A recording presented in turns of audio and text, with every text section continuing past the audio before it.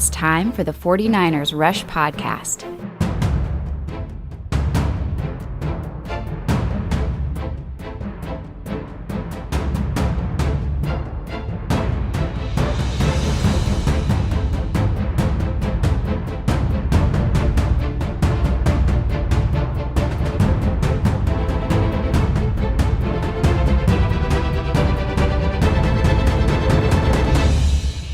And here's your host, John Chapman. What is going on, faithful? It is absolutely incredible to be with you guys today. I know it's been a couple of days, and I apologize, leaving you guys high and dry. Not cool. But rest assured, just because I haven't been with you guys doesn't mean we're not contributing to Niners, really everything. I have been on almost every damn podcast that has existed for the 49ers internationally and around here, and I'm not done. I think it's been pretty amazing. One thing that I've found, and kind of one of my beliefs, like I love competition. I love competition more than anybody. Like if I'm playing checkers, chess, I don't care. Any game, sport, whatever. I believe in competition. However, whenever it comes to the 49ers, podcasts and all those things, I'm not into that. I think there's plenty of room at the table. And so I absolutely love, especially during this time, it's a little bit of a downtime. OTAs just started, so we got a lot of stuff to talk about with OTAs. We're going to hear from George Kittle, Jimmy Garoppolo, Shanahan, Fred Warner. We got lots of clips there, and we're going to cover all the news with the 49ers for sure. But, man, there's so many awesome podcasts out there. There's so many great TV channels, YouTube, all these different things. So, man, this is the perfect time. Find your flavor. That's what's key. Go listen to these other podcasts. See what else is out there, because obviously I want you here. You guys are my family. They always stay here. But, man, there's other stuff out there too that might hit. It's just me by myself up here. Maybe you want a little bit more of a hangout vibe and all that stuff. Go find that, because the 49ers are spoiled. We're so spoiled. I have friends that are, Eagles fans or Dolphins fans or even Cowboys fans. They do not have half of what we have. They don't have half. So anyway, all that being said, I love it. Man, it's great to be with you guys today. We got a lot of stuff, so buckle in. I just jumped off. I've been on 2 podcasts today already. So I just jumped off, and man, I see it right here. Andy, what's up? He says, I will see you in Philly. That brings happiness to my heart. Let me start off by saying 49ersrushroadtrip.com. We're going to 3 cities this year. Philly, Chicago, and Los Angeles. The site is up. You just go to 49ersrushroadtrip.com. Click on the city you want. Buy a ticket to the party. We're going to have a party the night before. That's what you're buying into. And basically that gets you in. All those things. And man, we're going to have live broadcasts, giveaways, raffles. It's going to be absolutely incredible. Takeovers in those cities. You want a safe place to party and to hang out the night before. Plus, hey, we have everything that you need for hotels. And it's not even we're saving you $20. No. We're staying in the best hotels in Philly and Chicago. I haven't got the LA one still. I'm working on locations just because I'm not sure where I want the party to be. It's a mess. That's a whole nother thing. But that game's not until January anyway. But we're saving you $50 a night, and we're staying on Michigan Avenue. Reasonable hotels for going to the game for sure. So go check that out. 49ersrushroadtrip.com.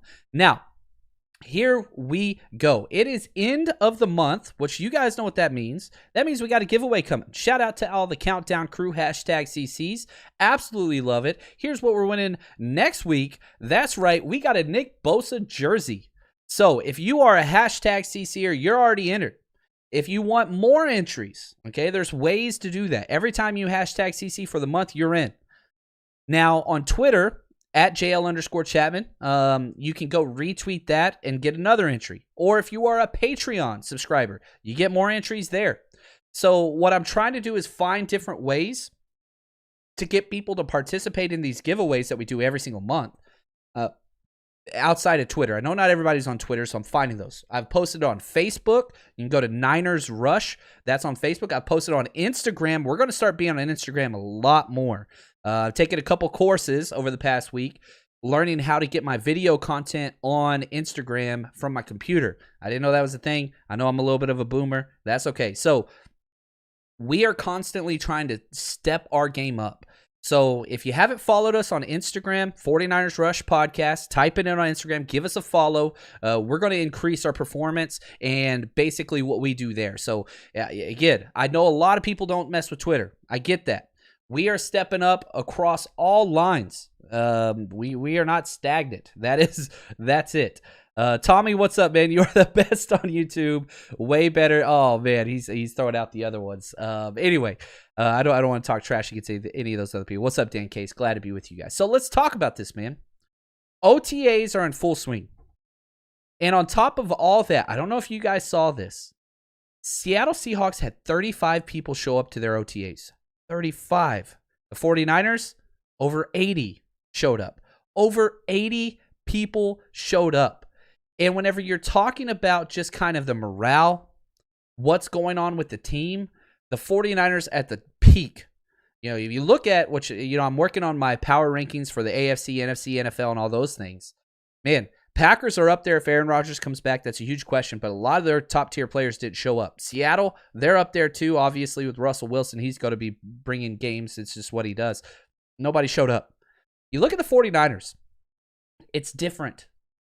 It's different what is taking place. Listen to the head coach talk through this. Happy. You hear a lot of that stuff, and, but for our guys to show up like they did, my biggest concern was only getting a week with the guys because, I think this is my 18th OTA since we didn't have one last year. And I've never had OTAs without being around the guys for 5 weeks prior. So you got a very good idea where they're at. And, we've only been around these guys for 4 days until our first OTA. So that's what made me really nervous in terms of just putting these guys out there. And that's why we've had to take some reps away. And hopefully we'll get to normal OTAs next week. But our guys came in, and we got guys who really enjoy football. And I know there's a lot of different opinions on all that stuff, but it's hard to get better at football if you don't practice it. It's hard to get better at any sport if you don't practice playing the game. There's lots of ways to improve yourself, but you really got to practice the sport to get better at it, and some guys need it more than others. That's why I get each guy's different, and I'll talk to each guy individually. I'll 90 about that if they want.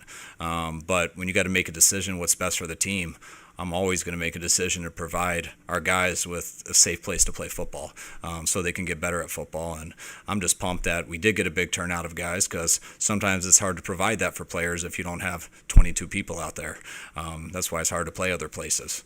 Our guys came in. They wanted to work. They wanted to see what our plan was. And I told them some of my concerns, which was mainly this first week with the soft tissues and stuff. And I think they agreed. And I think they like how the plan is that I've set up. And I take it day by day, though, and we'll see how it goes.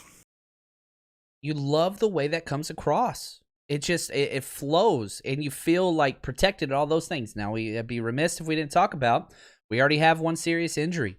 Jeff Wilson Jr., who was, fighting for that number 2, number 3 kind of spot in the running back rotation, which is a very deep rotation. He tore his meniscus. This is huge, and it sucks. Now, good news, if there is good news, it happened at the facility. So that means he gets paid. Now, what does this mean, everybody else? Well, I think there were guaranteed 3 guys really 4 running backs making the roster. It was Raheem Mostert, Trey Sermon, Jeff Wilson Jr., and then Elijah Mitchell. Those 4 were in. What this does do is because now Jeff Wilson Jr. will be on the PUP probably, or, probably on the PUP. Or IR. There's lots of different rules and regulations. They haven't come up with how they're going to do that and all those things, whatever else. But he's not going to count against the initial 53. He'll be coming back. It's 4 to 6 months. So the earliest, here we are at the end of May. The earliest is probably October, more likely November. It's a longer season than normal. So he's going to be coming in after that bye week. And again, another running back's going to get hurt. We have 4 get hurt every year. It's like clockwork, right?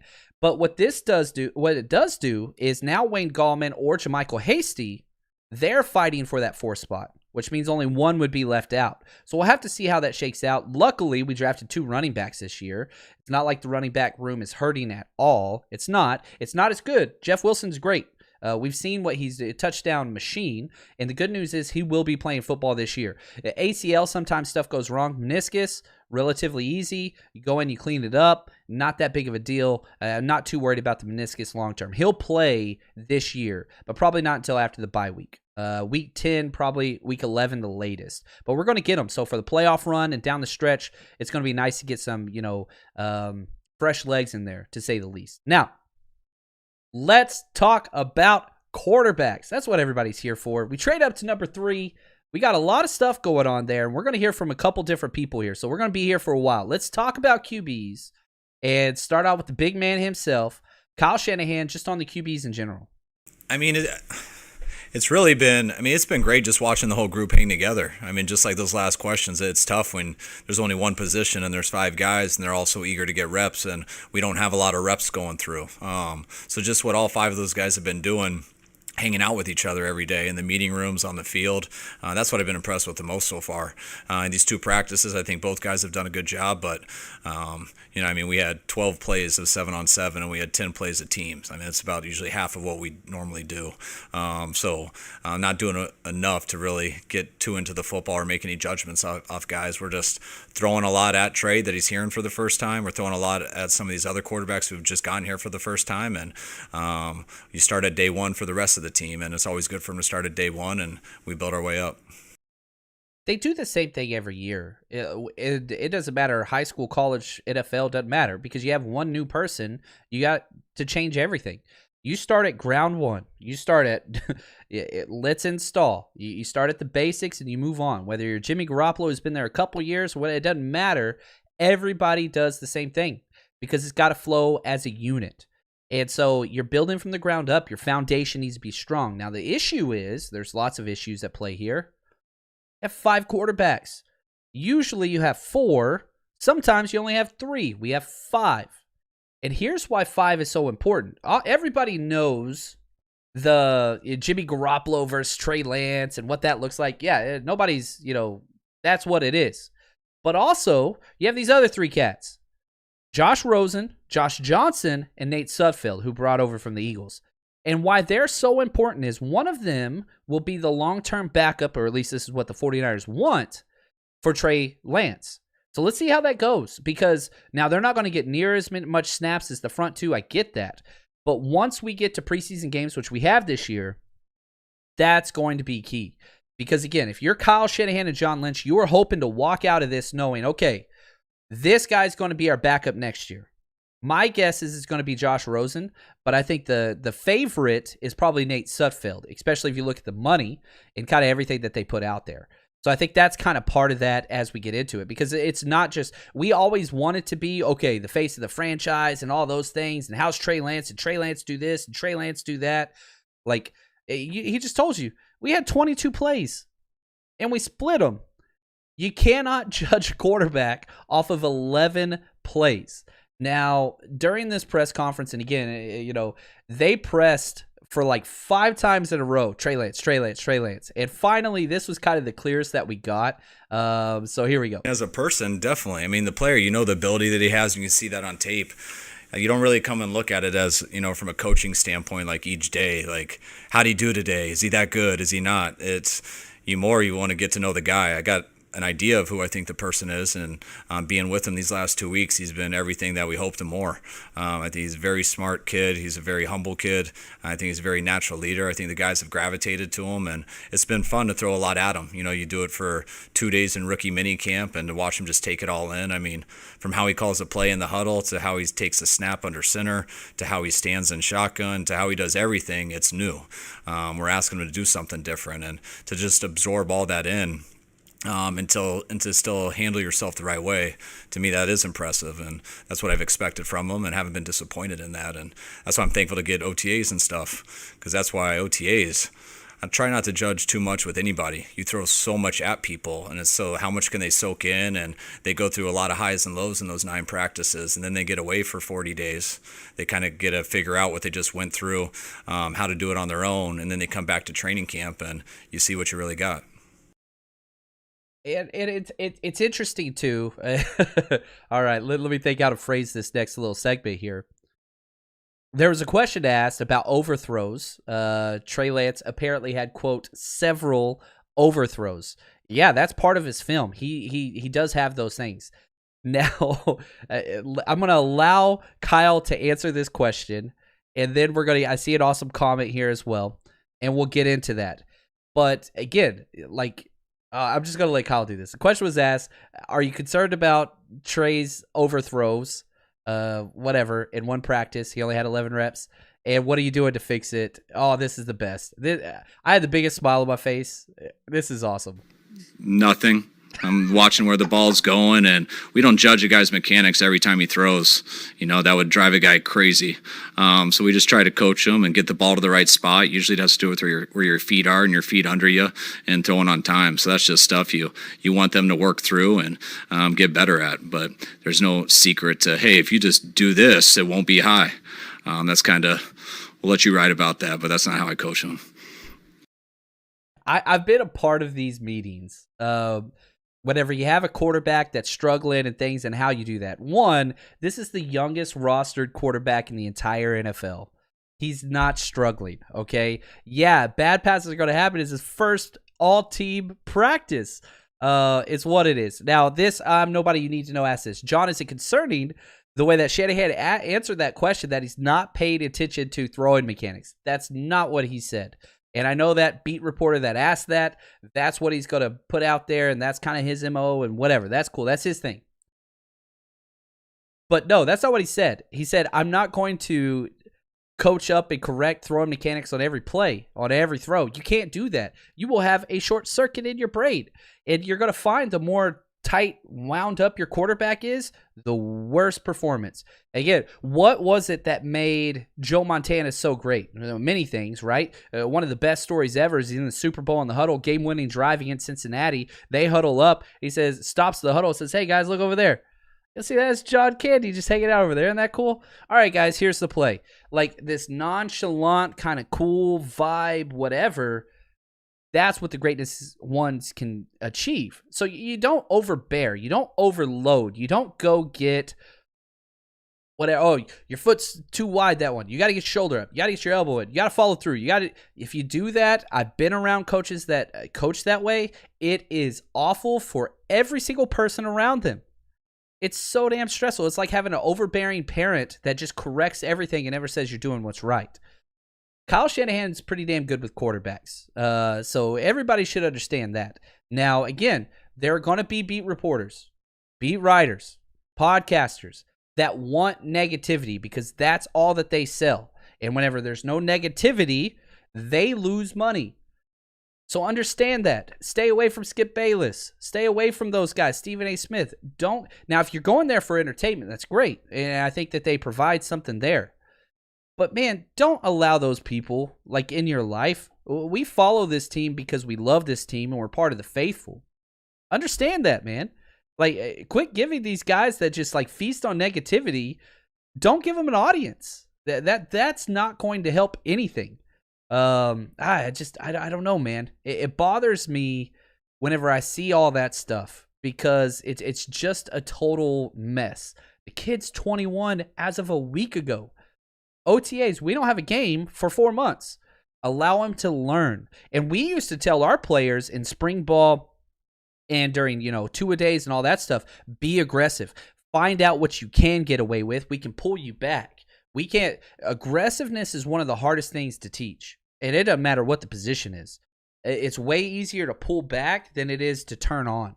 So during these times, again, it's 11-11. You got 10 plays. Man, go for it. Let's see what you can come up with. Lay into it. Let it out there. We'll see what the receivers can handle. And then, you're overthrowing a little bit too much. All right, let's back it off a little bit. It's easier to turn it off than it is to turn it on. So I think that's kind of key. And again, if you want to get back to reality, back to earth a little bit, George Kittle, tight end 1, was asked what he thought about this young quarterback, Trey Lance. He looks a little bit better than a rookie quarterback. He's out there, he's slinging it.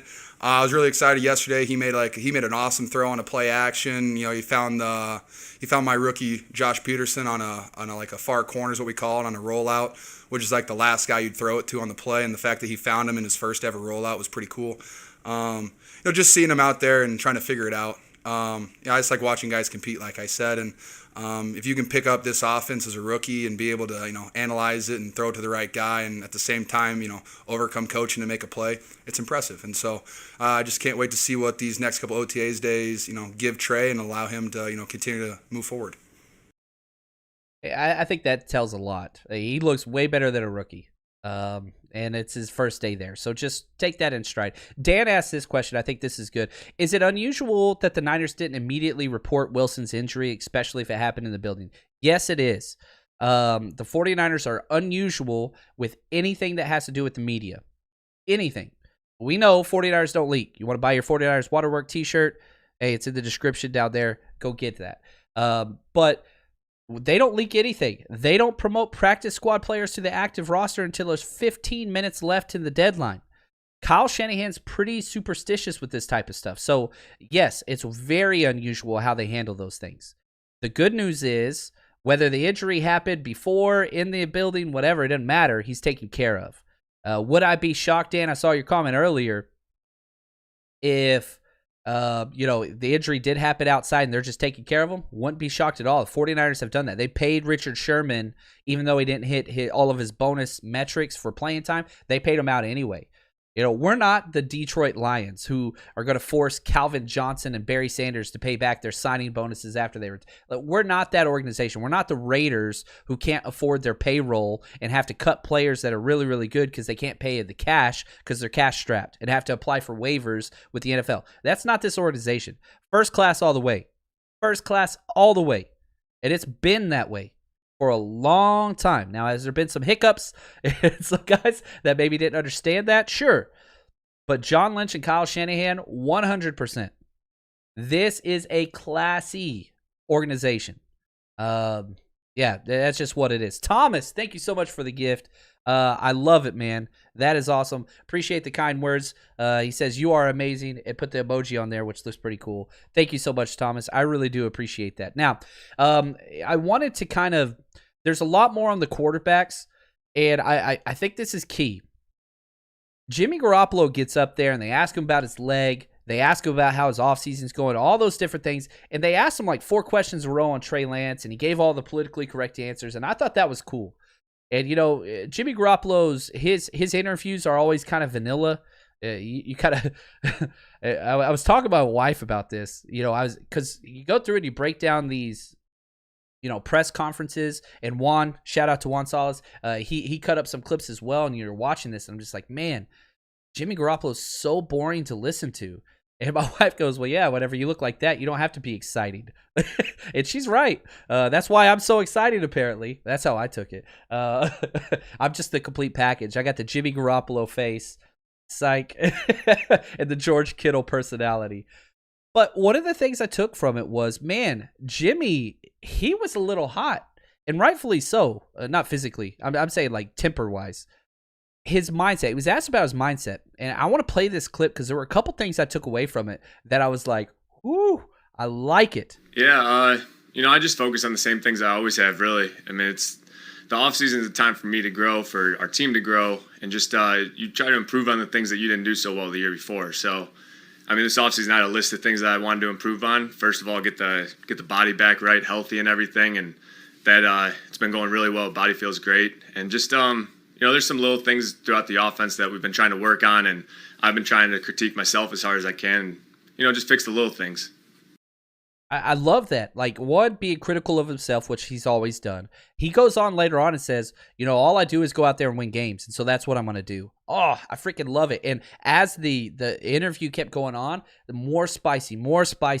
A pissed off Jimmy Garoppolo is the best thing that could happen to the 49ers. I absolutely love it. And again, if you're one of those people that's out there that's still saying Trey Lance is going to start week 1, oh my gosh, please wake up. Please wake up. I know those people exist. I don't know why or where you're getting this stuff from. It doesn't make any sense, okay? Jimmy Garoppolo is going to be the quarterback until he gets injured. That's just what it is, or traded. Now, support Jimmy. Support him. I love Trey more than anybody. Support Jimmy. You want Jimmy to do well. That's the best thing for Trey Lance. It's the best thing for the 49ers. It's the best for everybody around. Now, let's shift gears a little bit. Let's move off the quarterback position. Let's talk about two big-time 49ers that we got a little bit of news from. And I want to kind of tip my cap to these two guys because, again, it doesn't make sense how the culture of the 49ers has affected all these players in such a positive way, even ones who have had a really rough time since they got here. And this is about Weston Richburg and D Ford. Yeah, Weston is going to retire. I don't know how that officially works, but that's the word that I've been told. And with D Ford's been here since February. He's been throughout this whole offseason, all the rehab, really made a lot of strides in this offseason together. Everyone knows the sensitivity of his injury with his back and stuff, but he's been putting a lot of work here, and we feel it's going the right direction. Last week, we sent him home because he had been here so long to go back to his hometown, see his doctor, and I plan on him coming back here in the next couple of weeks, but don't expect to see him until training camp on the field. First off, you got to talk about Weston Richburg. You know, I'm one of those people, and I just got off of a podcast just a while ago. It was awesome. It was a First Takes. It was a great podcast if you want to check it out on YouTube. Let me just give the correct shout out there because I apologize about that. 49ers First Takes. Go check it out. Aaron, awesome guy from the East Coast, big time 49ers guy, really, really just low key, like positive dude, really, really chill. Had a lot of fun hanging out with him for like an hour right before I jumped on here. So if you're one of those people that want some more 49ers content, go check that out. And one of the things that we talked about was Parag Morante, like amazing job, does all these team first contracts. Well, I think there were 3 non-team first contracts, maybe a little bit more, in free agency. You had Quan Alexander. That was a terrible deal, but we were able to get out of it with that trade to New Orleans. Still don't know what the hell New Orleans was thinking, but whatever. Number 2, Weston Richburg, who was never healthy with us, never healthy before us. And then D Ford. Those 3 contracts were not good, but you got out of all 3 of them. One, the fact that Weston Richburg retired, but still restructured his contract before he did so that we could have the free agency that we just had. And then D Ford. I don't think he's ever going to play again. I hope I'm wrong. I really, really do. And the idea is this. If D Ford does come back, that's great news. But he restructured his deal in a way that, again, helped the 49ers go get somebody like Trent Williams in free agency and re-sign him. So what players do that? Yeah, I'll restructure my deal to help you guys out, even though I'm retiring. I'll take less money now to help out a team that I'm retiring from. Kyle Shanahan's got some mojo now. And again, it makes sense because if you've ever played for him, you'll play for him again. Like he's as loyal as they get, to a fault. We talk about that a lot. But man, what an awesome, just like, these 2 people, you cannot be upset at D Ford or Weston Richburg for anything. They put money back on the table to help the team cap-wise so that they could continue even if they don't play. I love that. Now, he did say D Ford will be playing or expects to see him on the field, come training camp. We'll have to see about that. Question here from Brian Carter. He says, John, thoughts on Eli Mitchell, where he will play at and all these things. I think that's Eli Mitchell or Elijah Mitchell. Played around 215, looked like a low 4.4 guy, tested at 201. Usually what people do, you're correct. Yeah, all the pre-metric things were in the 210s. He goes to test for his pro day. He was 201. Usually what people happen, especially skill guys, is they slim down for testing because all their times go up, and then they increase back to their play weight. Yeah, he'll play probably 210. 2.5, 210 is where I see him. He's a speed guy. I just finished, Brian doing a plug. I like this guy. He's the man. I just finished a Patreon breakdown over on Patreon. Patreon.com, 49ers Rush Podcast. I put that up there, the very first Elijah Mitchell breakdown. Him versus Oklahoma State, and he won the game for him. At the very, very end. Again, small school guy, played for the Raging Cajuns down in Louisiana Lafayette, goes up and plays Iowa State, who finished ranked and beat them. Absolutely incredible game. And he's a lot of fun. We'll do an entire Elijah Mitchell episode and give him the due diligence that he needs because he's incredible. Absolutely incredible. I really, really like that guy. I like him a lot. If we did not trade up for Trey Sermon and we just drafted Elijah Mitchell, going into this offseason, Jeff Wilson got hurt, guess what? I would be telling you right now, Elijah Mitchell's going to lead this team in carries. I would believe that. But this gives you a testament to the depth that we have. Now, Trey Sermon's going to lead this team in carries, and we're going to have to see what Elijah Mitchell can provide if he can work his way into the rotation. Now, I'm not discounting Mostert. I love Mostert. But again, you can't give that guy more than 10 carries a game. You just can't do it. You got to keep him healthy for 17 games. Now, you get to the playoffs, you can load up on him, just like what we saw, in the championship games back on the way to the Super Bowl. But you got to have that guy for more than 5 games in a row. You just got to change that. It's just what it is. Now, there's another guy that we're excited to get back from injury, and that is Nick Bosa.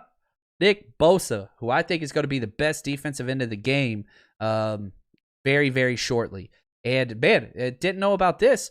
He's got a neighbor that we all know, and that's George Kittle. It turns out they live right next to each other. So Kittle gave a little bit of an update on him. Yeah, Nick's actually a guy we basically talk almost every day. Nick's my guy. He actually lives above me in my apartment building, so when he is here, we hang out all the time. Humble brag.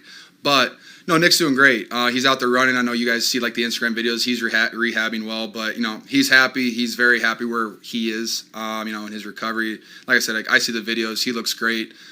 He's been watching the film just the last couple of days of OTAs, and he says he's ready to come back out here and come after me in the tight ends. And I said cut blocks are live, so get ready for it. So just excited to see Nick Bosa back on the football field. Everybody is excited except for NFC West quarterbacks. Nick Bosa is that damn good.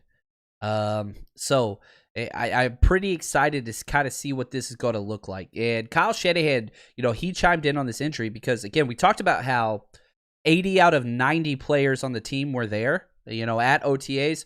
Nick Bosa wasn't one of them. And Kyle real quick said, here's why he's not here. It's in Florida. I've been talking to Nick since February on this. He came out in February for a while to get checked up on his knee and stuff, and with him coming off the ACL and everything, it's going great. I'm sure you guys have seen some videos, but he's got a good setup out there with his brother and the guy who works with his knee. They're in contact with our guys all the time, and just didn't want to take him off his routine right now, and I totally agree with him out there. He's going to show up at some time during this, but he won't be going out there doing anything coming off the ACL, but we fully expect him to be ready for training camp. He that is just as good a news as you could possibly have. One, his injury took place week 2 early in the year, so usually you got plenty of time. Sometimes stuff goes wrong, as we saw, last year with a couple players coming off of ACLs, but looks like he's doing great. Really, really excited about it. So the good with the bad, right? Jeff Wilson, super bad. That hurts, but you're getting some of these guys back, and I think that's kind of key. Kaleo asked this, what do you think about dropping some money on Trey Sermon for Offensive Rookie of the Year with Jeff Wilson going down? It's not a bad idea. Now, here's the problem. Offensive Rookie of the Year is a little bit different than MVP. MVP almost exclusively goes to quarterback. Offensive Rookie of the Year is a little bit more spread out. Again, between, I say a little bit more spread out, it's only running backs and quarterbacks, right? You could go back to Saquon Barkley winning Offensive Rookie of the Year, but outside of that, it's almost always quarterbacks. Even last year, you look at the Vikings wide receiver, Justin Jefferson, put up one of the best rookie seasons in the history of the NFL at the wide receiver position. He didn't even get close.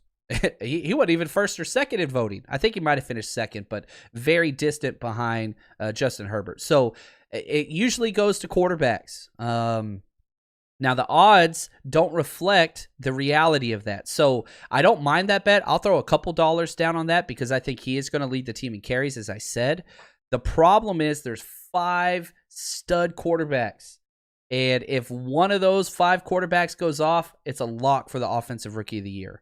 So whether that's, I think you'd have better chances with it being Trey Lance, even though he might not come in and play until after the first or second month of the season. Again, they want quarterbacks. They drive quarterbacks. Everything is about quarterbacks. So I don't mind that bet. But again, it's a rough one because he could lead the team in carries. If one of those quarterbacks goes off, it doesn't matter what his stat sheet is, whether we win the Super Bowl and he's the MVP, doesn't matter. It's got to go to a quarterback just because that's who the NFL is. And that's who the NFL is going to be. Now, let's stay with this idea of people coming back from injury. Man, it's a long shot. Mr. Glass himself, Jalen Hurd, he made his way into the conversation with the head coach. Yeah, it's been great to have Jalen back. He came back right when Phase 2 started, and he's done a good job in his ACL rehab. He should be ready to go by camp, so hopefully there's no setbacks and stuff like that. But right now he's just working out with Dustin on the side and making sure he continues to rehab and gets ready for his time, which will be training camp. And as far as the whole group, I've been really excited with the group. We just got to see him in person a week ago from yesterday. They came and worked hard on Monday. We got 4 days to really condition them, and I thought the wideouts really worked very hard last week, which allowed us to be somewhat prepared this week, and I think we'll turn it up a lot more with them the following week, because that's usually my biggest concern in OTAs are kind of the wideouts and the people who do most of the running with the soft tissue injuries. So I think they've been getting in real good shape. Looking forward to Debo and Ayuk taking a step forward, and all these guys that we brought here. With Sanu coming back, we had him for a little bit last year. With Travis coming back, I think they've added some stuff to the group. I mean, again, you got depth there. You're just missing that number 3 piece. They want it to be Jalen Hurd. I want it to be Jalen Hurd. Everybody wants it to be Jalen Hurd, but back injury, ACL, you gotta see it. I think he'll be back this year. I do, but again, you can't rely on that. You've got to find something else there. Now, Julio is kind of the logical choice, right? That's what everybody wants. I see it in the comments. Give Julio to Kyle Shanahan. He's had him once before. This question was asked, and I love how he responded. You can just tell, Kyle's like, man, why you set me up for failure? Why you set me up? Well, I'm not illegally allowed to talk about players on other teams, so I can't answer that exactly the way you want me to. Anyone I've coached in the past that I have relationships with, especially a great dude like Julio, obviously I have a ton of respect for. But yeah, we're always interested in improving our team. I mean, we'll never just say, hey, we're done. We can't improve our team. You always try to make that happen. But yeah, it makes it harder when you've already given up some stuff to make some moves and things like that. Everything's got to fit in, and it's got to make sense. But yeah, I would never say we're just done. There's 2 things to take away from this. Number one, he's got to be traded. Okay, he can't be traded until after June 1st because what we've talked about this, the contract and spread the cap penalty out. 2, they want to trade him to an AFC team. They don't want to trade him in the same conference. Why would you do that? No team wants to do that. But now you've got to get down to, 1, a team has to have cap room to make it work. 2, they have to have draft capital to make it work. 49ers have cap space, but we're in the NFC, so that hurts. And we don't have the capital. There's rumors out saying, they're going to get a first-round pick. I don't know about that. Second-round pick, in Julio's worth the first-round pick if you're just talking about play. There's no doubt about that. Nobody argues with that. But that contract, so you're giving up such high draft capital and such high cap penalty, that's the issue. That usually knocks the value down. So we'll see here. I think the 49ers are going to have to get creative. They're definitely involved. They're definitely talking. They definitely reached out. But I don't think they could just give up a second-round pick for him. I don't think it's that easy because they would have no picks ever. You could do a player and a third or a player and a couple fourths, something like that. That's what it's going to have to be. So we'll see. But again, if I'm the Falcons, the 49ers are not at the top of my list for trading Julio. That doesn't make any sense. Get him away from us. Trade him to another conference. That's just my whole idea. Now, this question in there from nobody. Maybe I should rephrase it. How do you think McGlinchey putting on weight during the offseason will impact his play protection? It should help it, but that's not the main thing that's going to help. The main thing that's going to help is, 1, your center, Alex Mack. 2, your right guard, Aaron Banks. Those are the 2 things that's going to help him more than anything else out there.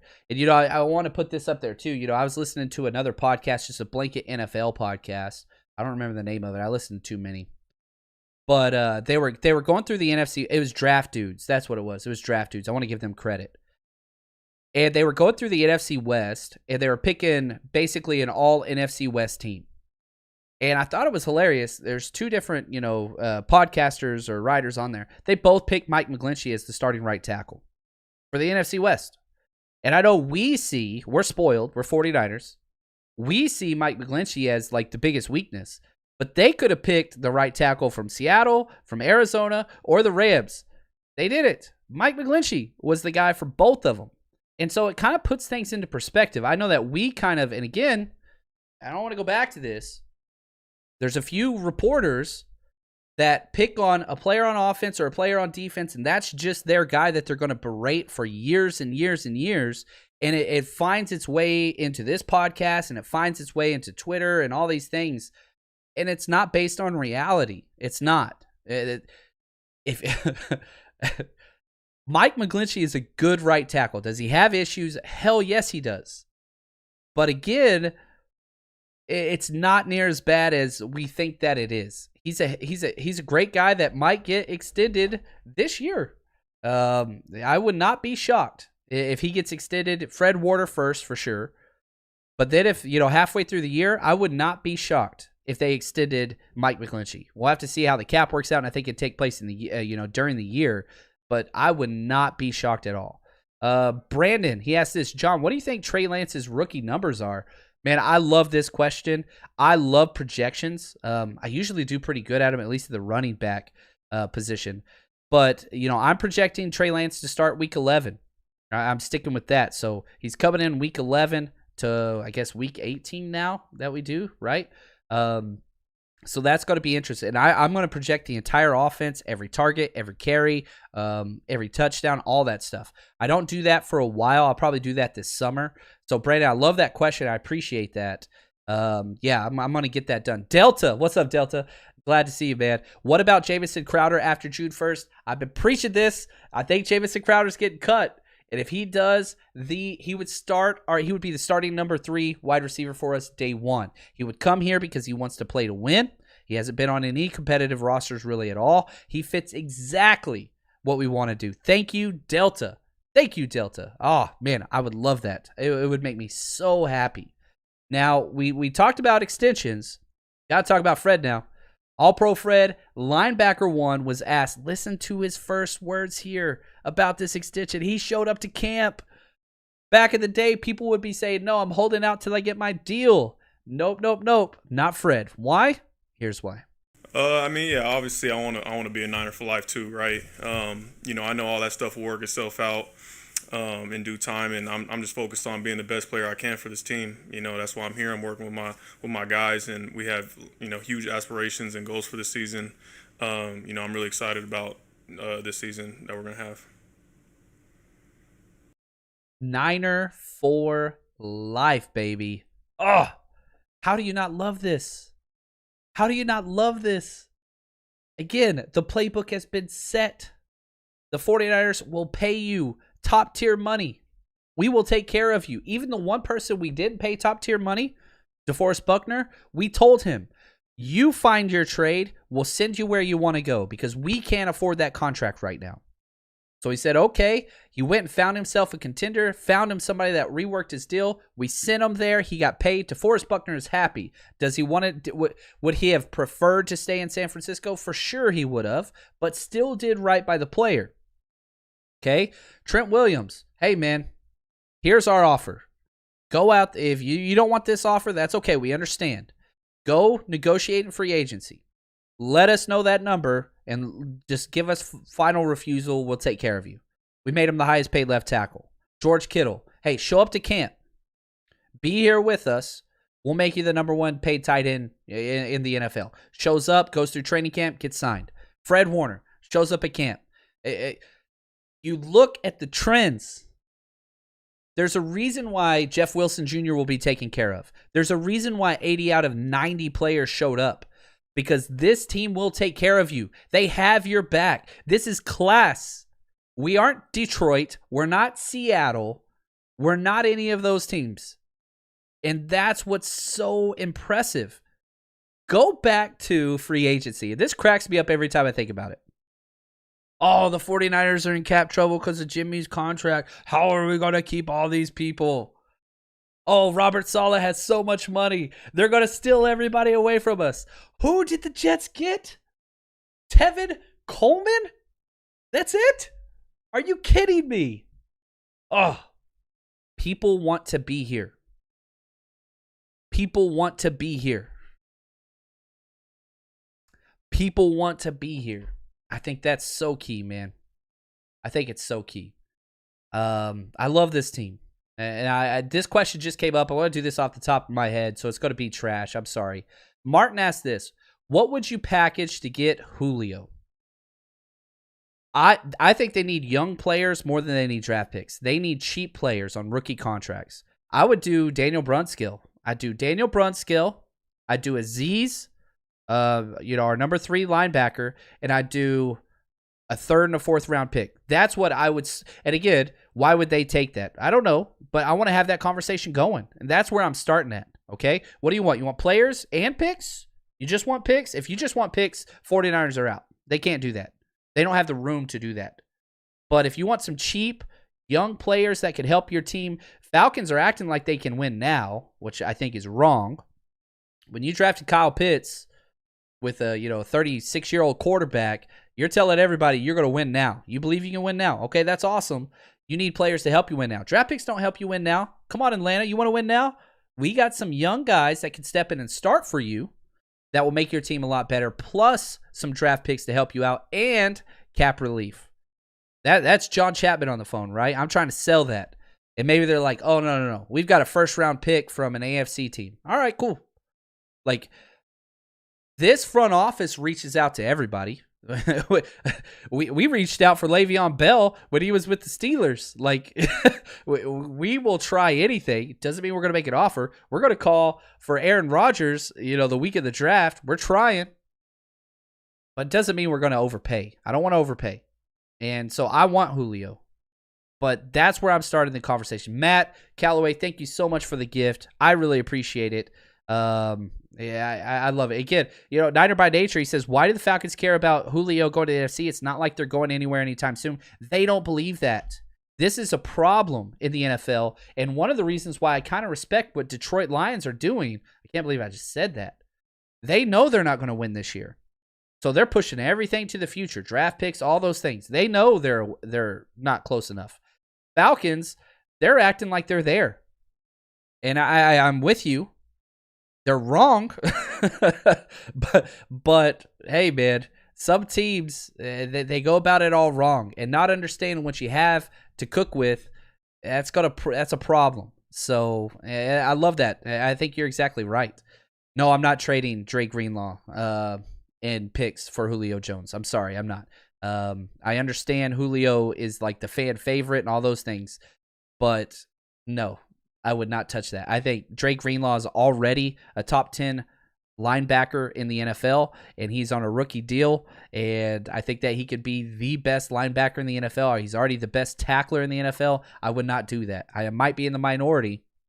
I am not trading Dre Greenlaw for Julio Jones with draft picks. I'm sorry. Youth, no. Best case scenario is Julio has 2 to 3 years left, maybe 3 to 4. That's best case. Dre Greenlaw, I think he's still got 7 to 8 years left. So nope, not doing that. No, I'm not trading Debo for Julio. I wouldn't do that straight up either. Again, youth is key in this game. You're trying to build something long term. And again, I know a lot of people are like, oh man, go get Julio. He's so great. And he is great. He's amazing. But no, you got to keep those things for the future. And again, if you trade for Julio, not saying we're going to be in cap hell, but it's going to get a little tight around the britches. That's just the reality of the situation. Man, I love you guys. This has been awesome. Remember, we got to give away the Bosa jersey. Again, so many different ways. We're increasing everything. Go over to Instagram, 49ers Rush Podcast. Hit follow. You can enter into the contest there, #CC. That gets you in as well. You go to Twitter, all those different places. Facebook. We got you everywhere, baby. And then, of course, the 49ersRushRoadTrip.com. We've already sold over 150 tickets, man. This is incredible. Make sure you get your tickets, because some of the events, I hate to tell you this, once we hit capacity, I'm going to have to just cut off ticket sales, and it's not like it's just going to be done. I don't want that to happen to you. I want you guys there. Other podcasts are starting to get on this as well, and I'm promoting on them. I want you guys with me. So again, if you're going to be in Philly, you're going to be in Los Angeles, you're going to be in Chicago for the 49ers games, even if you're not going to the game, come hang out with us. Let's have a good time, man. Let's have a drink. I want to get to know you guys. Like, this is going to be awesome. It's going to be a good time. So really appreciate everything. As always, you are the absolute best. I can't believe that I get to do this for kind of a living. But anyway, lots of stuff still coming your way. Next episode, unless some crazy Niner stuff happens, is going to be all over Jalen Moore. Our backup developmental guard, man, he's a fun guy to dive into. Got a whole bunch of clips on him, and so we're just going to get to know everything there is about that guy. That's what's coming up next. Appreciate it, and as always, stay strong, faithful.